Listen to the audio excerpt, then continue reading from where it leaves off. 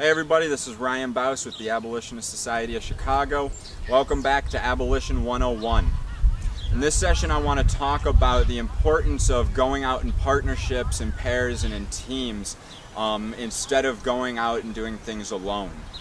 I believe that the very first and most important aspect to why this is a deal for us is we look at the example of Jesus. When Jesus sent the apostles out into the world, he didn't send them one at a time, but he sent them in pairs and he sent them in groups. Jesus recognized the principles that we're going to cover here, and he knew how important it was to send them out. So the first, and what I think is one of the most important aspects of going out in partnerships, is going to be accountability. When we are out in the world, we need to have brothers and sisters who are going to hold us accountable to things. This is going to protect our ministry, and this is going to protect the people that we're dealing with.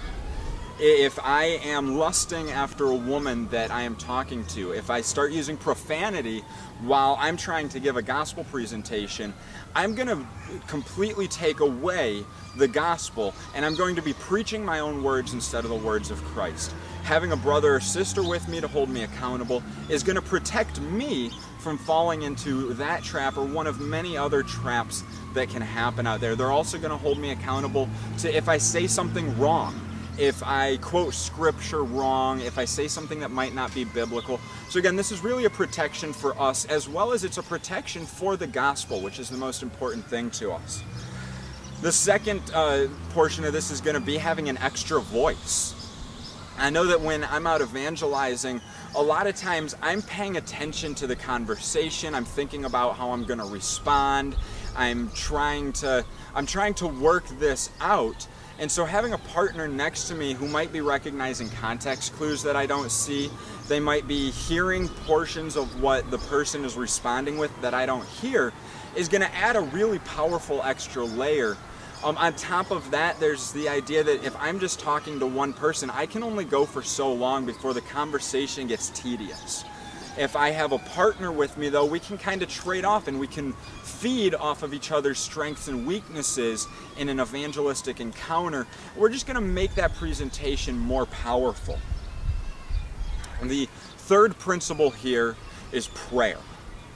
When I'm talking to a person on the street, especially in evangelism, but even when we're doing any kind of abolitionizing and engaging the culture, my partner praying next to me is a very powerful thing. It's going to help both of us to be spirit-led. It's going to help me to be strong in my faith and strong in my gospel presentation. And we also have to go back again to Jesus' own words. He said, what you bind on earth will be bound in heaven. And so if my partner is down here praying that this is a good conversation and that our friend that we just met is going to be receptive to it, that's going to increase the power of the gospel in this person's life. The last point here is going to be the idea of like an interception, of having a kind of a barrier in conversations. An example for this is actually last night. My buddy and I were out evangelizing, and we were having a great conversation with a young man who was really receptive. He had great questions, really seemed to be feeding off of what we were giving him. Now, in the midst of this conversation, a man came up and tried to interject into the conversation and tried to distract away from what we were talking about. Now, if I was on my own, I would end up in a very dangerous position here where I don't want to lose this young man who's talking to me, but at the same time, I have to find a way to, with love and with patience, get this man out of the conversation, and I'm going to end up stuck here. Instead, my partner was being spirit-led. My partner was being wise, and he saw the predicament that we were in. He brought himself and placed his body between me and the distractor and gave me the opportunity to pull the young man aside and to continue the conversation so that we didn't lose that momentum with him. And then he was actually able to kind of give a little bit of the gospel to this guy while at the same time moving him out of the situation. Our conversation would not have ended on the note that it ended last night if we had not been in a partnership, if we had not been working together as a team. So again, we take this back all the way to the teachings of Jesus. We take this through every logical step it is. If it is ever humanly possible, be with a partner. Sure, two people might be able to talk to more people separately, but it's not about the numbers. It's about whether we have good, solid, honest interactions and present the gospel to individual people.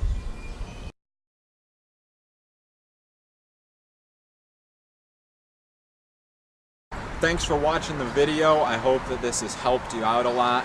If you want to get out on the street, get out to the clinics, get involved with us, I want to encourage you to swing by ahachicago.com if you're here in the Chicagoland area.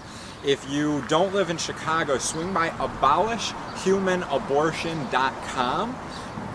We have a list on there of all the other abolitionist societies. Get in touch with the people in your local area. If there's not an abolitionist society in your area, maybe you should think about starting one yourself. Just starting to organize people, get people together, and to stand up to abolish human abortion and to proclaim the gospel. If you want to use any of the material that we talk about and that we show in these videos, ahagear.com, you can purchase all of that on there.